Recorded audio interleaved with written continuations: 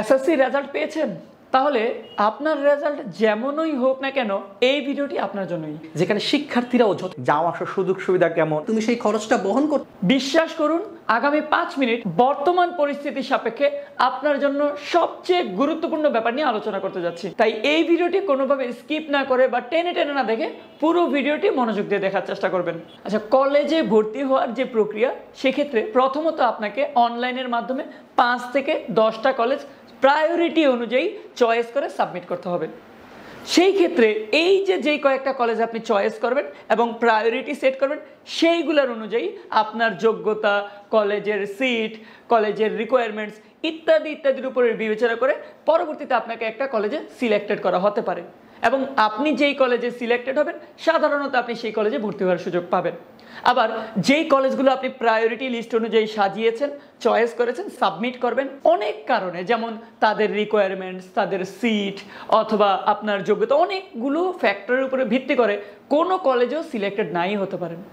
তো এই যে সিলেকশন প্রক্রিয়া, যে আপনি চয়েসের যে ব্যাপারটা, এইটার উপরে আপনার অনেক কিছু ডিপেন্ড করতেছে যে আপনি কোন কলেজ পাবেন। এই যে কলেজ চয়েস, এই চয়েসটা অনেকে একটু এলোমেলো করে ফেলে বা ভুলভাল করে ফেলে এবং পরবর্তী দিকে দীর্ঘ সময় ধরে আফসোস করতে হয়। আরেকটা ব্যাপার মাথায় রাখতে পারেন, এসএসসি রেজাল্ট আপনার ওভারঅল পড়াশোনায় বা ক্যারিয়ারে যতটুকু ভূমিকা রাখতে পারে, এইচএসসি লেভেলের পড়াশোনা এবং তার রেজাল্ট তার চেয়ে অনেক ক্ষেত্রে অনেক দিক থেকে বেশি ভূমিকা রাখে। এবং কলেজ লেভেলের পড়াশোনা, এইচএসসির রেজাল্ট, এই সকল ক্ষেত্রেই প্রত্যক্ষ বা পরোক্ষভাবে আপনার কলেজের ভূমিকা থাকবে। তাই কলেজ চয়েসটা কোনোভাবে হলে কিছু দিক বিবেচনা করে করতে হবে, অন্যথায় পরবর্তীতে আপনাকে হায় হুতাশ করতে হবে। তাই আপনারা যেন পরবর্তীতে আফসোস করতে না হয় এবং আপনার এই প্রক্রিয়াটা যেন সহজ হয়, ডিসিশন মেক করতে যেন আরো সুবিধা হয়, সেই জন্য আজকের এই ভিডিওতে আমরা মোট 9টি দিক নিয়ে আলোচনা করব, যেইগুলো বিবেচনা করে আপনি আপনার কলেজের যে চয়েস লিস্টটা, সেটার প্রায়োরিটি অনুযায়ী কলেজের চয়েস লিস্টটা সাজাতে পারেন এবং সেই অনুযায়ী আপনি পরবর্তীতে সাবমিট করবেন। তাই সাবমিট করার আগে আজকে এই ব্যাপারগুলো একটু পুরো ভিডিওটা দেখবেন, সেই অনুযায়ী বিবেচনা করবেন, তারপরে আপনি আপনার একটা লিস্ট সাজাবেন, তারপর আপনি আপনার সাবমিশনটা করবেন। আজকের এই ভিডিওটি আপনার জন্য অনেক গুরুত্বপূর্ণ হতে পারে এবং আপনার ফ্রেন্ডস, ফ্যামিলি এরকম যারা আছে, যারা সামনে কলেজে ভর্তি হবে, তাদের জন্য অনেক গুরুত্বপূর্ণ হতে পারে। তাই ভিডিওটি শেয়ার করে আপনার টাইমলাইনে বা আপনার প্রোফাইলে রেখে দিবেন, যেন আপনিও পরবর্তীতে আবার দেখতে পারেন এবং আপনার ফ্রেন্ডরাও এটা দেখে উপকৃত হয়। সো এই ভিডিওটিতে আপনারা যারা এরকম যারা আছে তাদেরকে কমেন্টে মেনশন দিতে পারেন অথবা গ্রুপগুলোতে শেয়ার করতে পারেন অথবা আপনি আপনার টাইমলাইনে শেয়ার করে রাখতে পারেন। চলুন আমরা আমাদের মেইন কথাবার্তায় আসি।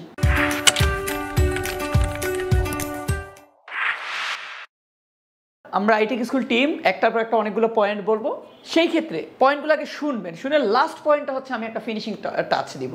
সো এখন যে পয়েন্টগুলো বলবো, কলেজ চয়েসের ক্ষেত্রে এই পয়েন্টগুলোকে আপনি একটু ম্যাটার করবেন, যেই পয়েন্টগুলো আসলে ম্যাচ করে কিনা বা এই দিকগুলো বিবেচনা করবেন। তো এখন তাহলে প্রথম যে পয়েন্ট, সেটা হচ্ছে আপনার লক্ষ্য অনুযায়ী কলেজ নির্ধারণ। আসলে এটা খুব বেশি ম্যাটার করে না, যদি অনেস্টলি বলি, এইটা কারো কাছে ম্যাটার করে কিন্তু আসলে খুব বেশি ইফেক্টিভ না। তাও অনেকে আছে ভাবতে পারেন যে না, আমি ভবিষ্যতে ইঞ্জিনিয়ার হব বা আমি ভবিষ্যতে ডাক্তার হব বা আমি ভবিষ্যতে বিসিএস ক্যাডার হব, এইটা হবো, এটা অনেকের ড্রিম থাকতে পারে। সো থাকাটা স্বাভাবিক। তো সেই ক্ষেত্রে আপনি দেখবেন আপনি যেই ফিল্ডে যেতে চান, সেই ফিল্ডে কোন কলেজের প্রাক্তন শিক্ষার্থীরা ভালো করতেছে বা কোন কলেজের প্রাক্তন শিক্ষার্থীদের রেজাল্টও ভালো এবং ভালো অবস্থানে আছে। শুধু রেজাল্ট না, ওভারঅল সব কিছু বিবেচনা করে আপনি যে কলেজগুলোকে চুজ করবেন, দেখবেন সেইগুলো আসলে অ্যালাইনমেন্ট করতেছে কিনা বা সেইগুলো আপনার সাথে যাচ্ছে কিনা, আপনার ড্রিমকে একটু আসলে সাপোর্ট দিবে কিনা।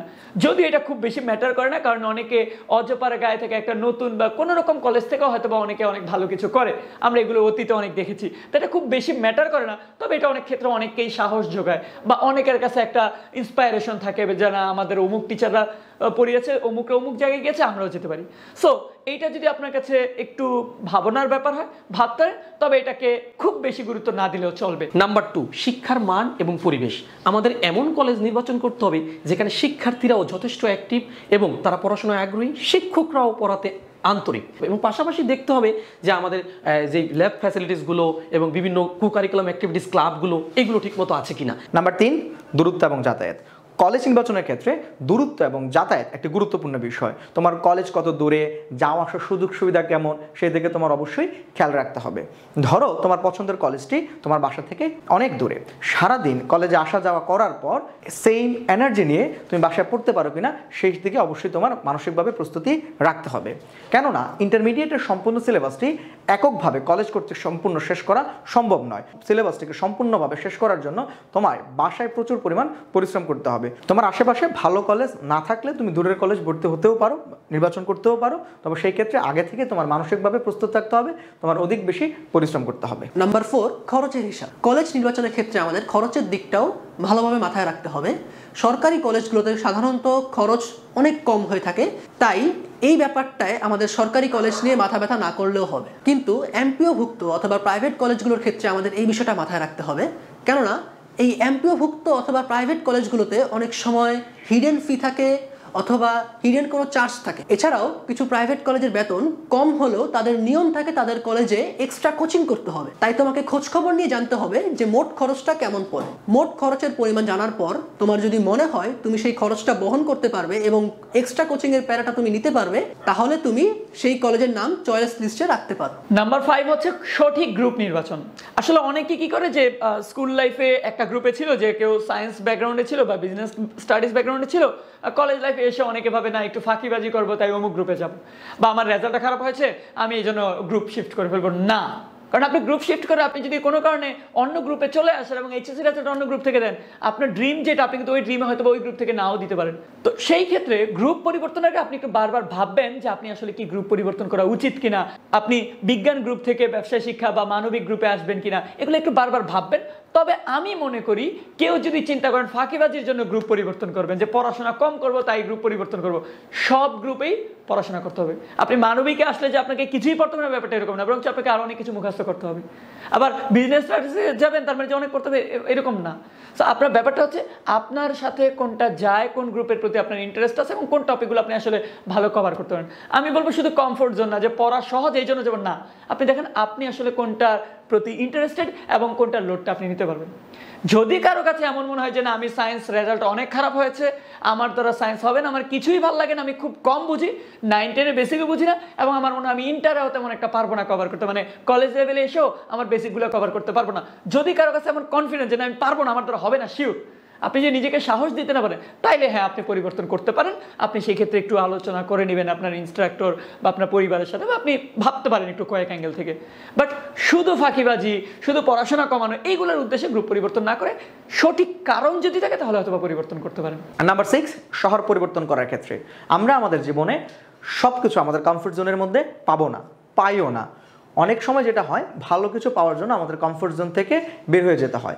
ধরো তুমি একটা লেখাপড়া করার জন্য ভালো পরিবেশ চাও, ভালো একটা কলেজে পড়তে চাও, যেটা তোমার আশেপাশে কিংবা তোমার শহরে নেই, সেক্ষেত্রে তোমাকে অন্য কোনো শহরে কিংবা ঢাকায়ও মুভ অন করতে হতে পারে। যদি তোমার ফ্যামিলি তোমাকে সেই সাপোর্টটুকু দেয়, অবশ্যই তুমি সেই মুভ অন করতে পারো, কিংবা সেই অন্য শহরের কিংবা ঢাকার কলেজগুলোকে তোমার চয়েস লিস্টে রাখতে পারো। পরবর্তীতে যদি তোমার চান্স হয় সেখানে তুমি মুভ অন করো। নাম্বার 7, কলেজের নাম দেখে বিভ্রান্ত হওয়া যাবে না। অনেক কলেজের নামের ভিতরে হয়তো আইডিয়াল কলেজ, ইন্টারন্যাশনাল কলেজ বা এমন মডেল কলেজ এরকম নাম থাকতে পারে। নাম দেখেই মনে করা যাবে না কলেজটা যথেষ্ট সুন্দর। কলেজে আবেদন করার পূর্বে অবশ্যই কলেজে সশরীরে গিয়ে ভিজিট করতে হবে এবং কলেজের EIN কোডটা লিখে নিয়ে আসতে হবে এবং পরবর্তীতে আবেদনের সময় মিলিয়ে দেখতে হবে এটাই সেই কলেজ কিনা। নাম্বার 8, এক দুজনের কথায় তুমি সিদ্ধান্ত নিবা না। তুমি অনেকের থেকে পরামর্শ নিতে পারো, তবে সম্পূর্ণ সিদ্ধান্তের দায়ভার তুমি নিজের উপর রাখো। কোনো কলেজ চয়েস করার পূর্বে তুমি সেই কলেজের রানিং এবং প্রাক্তন শিক্ষার্থীদের সাথে আলোচনা করবে, তাদের থেকে ধারণা নিবে কলেজটি সম্পর্কে, তারপর তুমি সিদ্ধান্ত নিবে সেই কলেজটিকে তুমি তোমার চয়েস লিস্টে রাখবে কিনা। এখন যে পয়েন্ট 9 নাম্বার পয়েন্ট, এটা সবচেয়ে গুরুত্বপূর্ণ এবং সবচেয়ে ইফেক্টিভ ভূমিকা রাখবে। অনেকগুলো দিক বিবেচনা করছেন।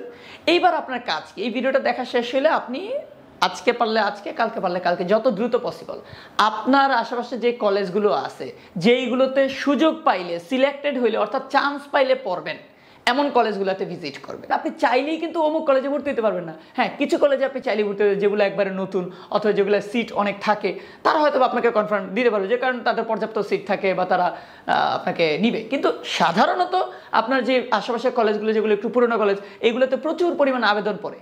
তার মানে আপনি চাইলেই অমুক কলেজে ভর্তি হবেন এটা আপনি এনশিওর করতে পারতেছেন না বা সম্ভাবনা কম। এই জন্য আপনার আশেপাশে যতগুলা কলেজ, যদি 10টাও সিলেক্ট করতে আপনার আশেপাশে 15টা থাকলে একটু দূরে, খালি কমফোর্ট জোনে থাকবেন না, একটু ভাববেন, কারণ আপনাকে ফিউচার আর অনেক স্ট্রাগল করতে হবে। সো এই যে কলেজগুলো আছে এগুলোতে আপনি ভিজিট করবেন, ভিজিট করে ওই যে যেই দিকগুলো নিয়ে আমরা আলোচনা করছি, যদি মনে হয় যে না ওভারঅল আমার এটা চলবে, এটা যদি চান্স আসে আমি ভর্তি হইলে আমি পড়তে পারবো, সব দিক থেকে যদি মনে হয় মানসিকভাবে প্রস্তুতি থাকে, আমি বলবো না শুধু কলেজের ব্র্যান্ডিং দেখবেন, কলেজের কোয়ালিটি, কলেজে খুব এগুলো না, আপনার কাছে যদি মনে হয় যে না এই কলেজটায় চান্স আসলে আমি পড়তে পারি, আপনি র্যান্ডম ভাবে ঘুরবেন, কোনো সমস্যা না, আগে পড়ে না, যেমন যেটা ভালো লাগে আপনি যাবেন একটাই, এরকম লিস্টিং করবেন। ধরুন আপনার যদি মনে হয় যে না এটা চান্স আসলে পড়বো, ঠিক আছে, আপনি এরকমভাবে প্রথমে ধরুন আপনি প্রথমে গেছেন, এক নম্বর দিয়ে লিখলাম যে আপনি এক্স কলেজে গেছেন, এক্স কলেজ, সাইড দিয়ে ওই কলেজে যে যখন যাবেন একটু ইআইএন নাম্বার আছে একটা কলেজের, ইনস্টিটিউশন একটা মানে আইডেন্টিফিকেশন নাম্বার, কারণ আপনি যখন অ্যাপ্লাই করবেন অনলাইনে কলেজের নাম সাইডে একটা ইআইএন নাম্বার থাকবে, সেটা দিয়ে চিনতে পারবেন এটাই কি সেই কলেজ কিনা। সো ওই কলেজের উপরে নোটিশ বোর্ড, উপরে বোর্ডে বা বিভিন্ন জায়গায় লেখাই থাকবে এটা ইআইএন নাম্বার কত, ইআইএন নাম্বার।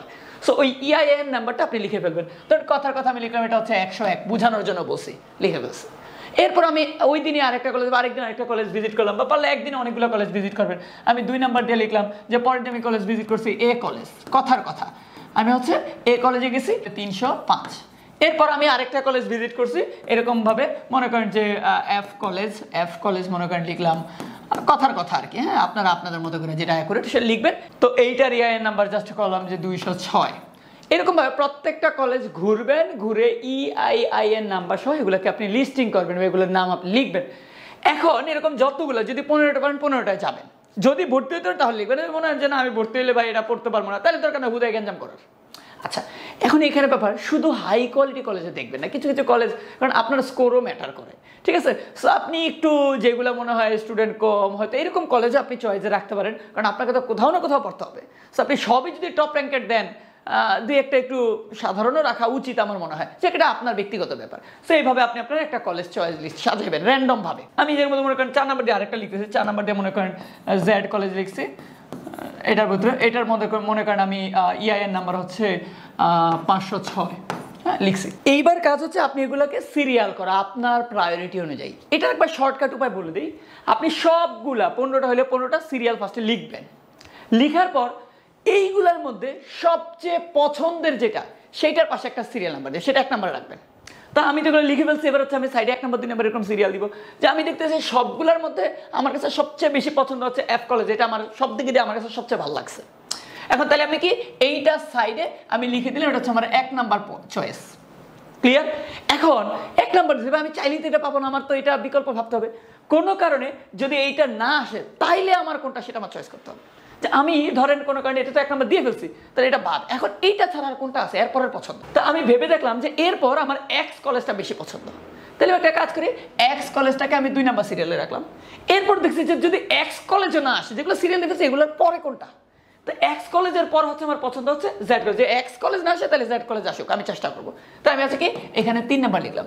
এরপর দেখলাম যে না যদি জেড কলেজে না আসে তাহলে আমার এ কলেজ, কথার কথা আর কি, তাহলে আমি হচ্ছে এইটারে দিলাম 4 নাম্বার। এইভাবে সিরিয়াল লিখবেন সাইডে। এরপর আপনি একটা ছোট একটা লিস্ট করবেন যে 1 নাম্বার দিয়ে কি লিখছেন অমুক কলেজ, 2 নাম্বার দিয়ে কি লিখছেন তমুক কলেজ, এরকম ভাবে 3 নাম্বার দিয়ে কি লিখছেন তো এইভাবে। এরপর আপনি আসল সিরিয়ালটা দিবেন। তো 1 নাম্বার এখানে যেটা লিখছেন না চয়েসের মধ্যে প্রথম প্রায়োরিটিতে ওই কলেজের নামটা দিবেন। 2য় নাম্বার যে কলেজটা লিখছেন না কলেজের চয়েসের মধ্যে 2য় নাম্বার ওইটা লিখবেন। এইটা তো জাস্ট র্যান্ডম সিরিয়াল, এটা কিন্তু কিছু না, আপনার মেইন সিরিয়াল কিন্তু এইটা, এই সিরিয়ালগুলো মেনটেন করবেন। আর না হলে আপনি যদি র্যান্ডম ভাবে দেন প্রথমেই একটা কলেজ প্রথম আপনার সবচেয়ে পছন্দ থাকতে হবে, পছন্দটা আগে, তারপরে পছন্দটা তারপর, এই ভুলগুলো কিন্তু করা যাবে না। আরেকটা ব্যাপার ভাই, অনেকে বলবে ঠিক আছে আপনার 5টা পছন্দ, এরপর এগুলো আপনি র্যান্ডম দেন, কথার কথা ভাই দেওয়ার আগে একটু ভিজিট করেন না, একদিনে তো সময় যাবে।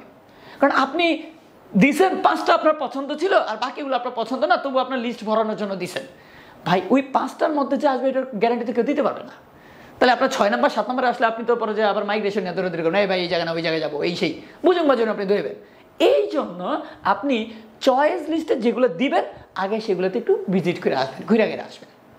আমি আপনার জন্য শুভকামনা করছি যেন আপনি প্রথমে যেটা দেবেন এটা আসুক, এটা নাহলে দ্বিতীয়টা আসুক। তবু আপনার কাজ কি আপনি সবগুলো কলেজ ভিজিট করেন, এরপর সিরিয়াল অনুযায়ী দিবেন। আমরা যে কোনো কলেজ বুঝুম বাজুম নাম টাম দেওয়ার দরকার নেই, বুঝা শুনে দিয়ে। কারণ ভাই এইখানে 1 নাম্বার কারো কারো একবার 10 নাম্বার যেটা দিচ্ছে এটাও আসে, সো একটু বুঝে শুনে দিবেন। আচ্ছা, অনেক কলেজ আছে যে 15টা আপনি লিস্ট করছেন, ধরেন কোনো কারণে এই যে 3 নাম্বারটা আপনি আবেদনই করতে পারবেন না, ধরেন আপনি এখানে 3 নাম্বার যেটা বা 2 নাম্বার যেটা এটাকে আপনি আবেদনই করতে পারবেন না, এমন হয়তো যখন আবেদন করতে যাবেন ওদের ক্রাইটেরিয়া ফুলফিল হয় না, জিপিএ ওরা আরও বেশি ম্যাটার করে, তখন আপনি কি করেন ওইটাকে বাদ দিয়ে ফার্স্টে 1 নাম্বারটা দিবেন, এরপর 2 নাম্বারটা না, তাহলে 3 নাম্বারটা, এরপর 4 নাম্বারটা, এগুলো মাথায় রাখবেন। আপনি চাইলেই কিন্তু নির্দিষ্ট কলেজে ভর্তি হতে পারতেছেন না। সো আপনি মানসিকভাবে প্রস্তুত রাখবেন যে আপনি যে সিরিয়ালগুলো দিচ্ছেন ভাগ্য ভালো থাকলে এই কলেজগুলো আসবে। যদি কোনো কারণে আপনার জিপিএ একটু কম থাকে অথবা কোনো কারণে ওদের সিটগুলো একটু কম বা লাকের ব্যাপার স্যাপার আছে, হয়তো বা আপনার প্রথম চয়েস লিস্টে নাও আসতে পারে, পরে আবার আপনার অ্যাপ্লাই করতে হতে পারে।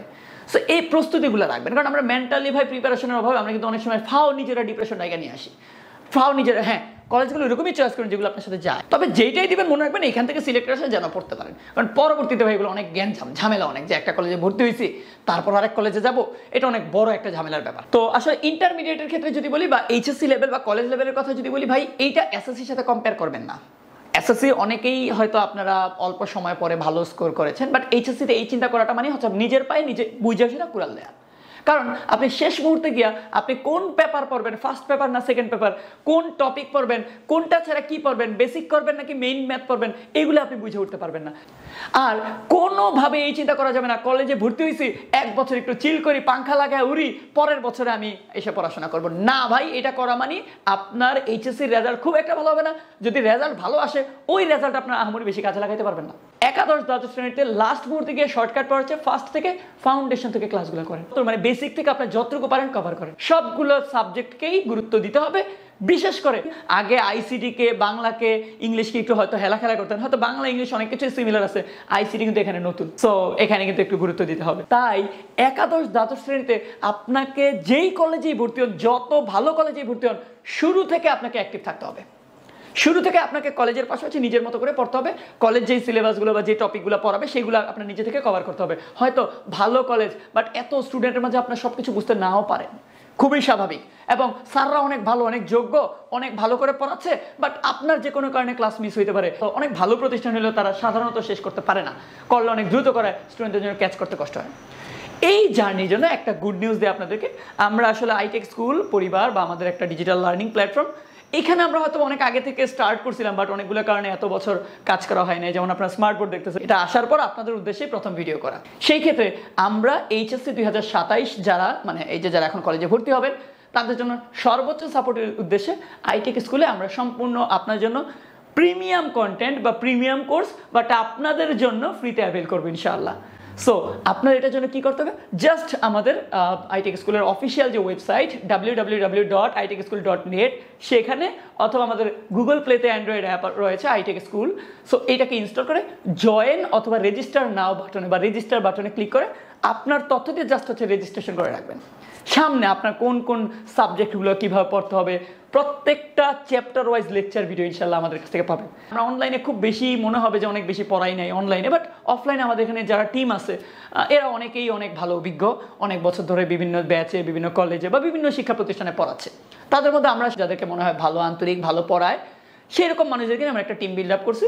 আপনার যে কলেজের জার্নি, সেই জার্নিটাকে আরেকটু সহজ করতে আমরা ইনশাল্লাহ সহযোগিতা করব। আর আমাদের ব্যাপারে যদি একটা কথা বলি, আমরা আসলে ওই শর্টকাট খুব একটা বিশ্বাস করি না, বা শর্টকাটে আমরা আইটেক স্কুল পরিবার বা আমাদের যারা টিম মেম্বার খুব একটা বেশি এটাকে পছন্দ করি না। আমরা চেষ্টা করব ওই আপনি একটা ভিডিও দেখে উল্টিয়ে ফেলবেন ব্যাপারটা আমরা কখনো এরকম বলবো না। আমরা সিরিজ আকারে যেইগুলো বেসিক সহ লাগবে সবগুলো কন্টেন্ট ইনশাল্লাহ আমাদের আইটেক স্কুলে প্রোভাইড করব। আমরা আমাদের মতো করে যতগুলো সাবজেক্ট, যতগুলো সাপোর্ট দেওয়া যায় সেগুলো ইনশাল্লাহ আমরা দিয়ে যাবো। জাস্ট আপনি রেজিস্ট্রেশন করে রাখেন, পরবর্তীতে আপনি বাকি আপডেটগুলো পাবেন। আপনি আপনার কলেজে আসা যাওয়া করলে এবং আইটেক স্কুলের সাথে যদি যুক্ত থাকেন আপনার খুব একটা বেশি প্যারা খেতে হবে না ইনশাআল্লাহ। এই যে যেই ব্যাপারগুলো নিয়ে আজকে কথা বলেছি এই ব্যাপারগুলোকে ভেবে এইভাবে লিস্টিং করে অ্যাপ্লাই করবেন। সো আপনি যেই কলেজে ভর্তি হন আপনার জন্য অনেক অনেক শুভকামনা থাকবে যে আপনার পছন্দের কলেজে ভর্তি হন। আপনাদের জন্য শুভেচ্ছা, শুভকামনা থাকবে। ভিডিওটি শেয়ার করে অন্যদেরকেও দেখার সুযোগ করে দিবেন, টাইমলাইনে রেখে দিতে পারেন, গ্রুপে দিতে পারেন এবং ফ্রেন্ডদেরকে মেনশন দিয়ে দিতে পারেন। আল্লাহ হাফেজ।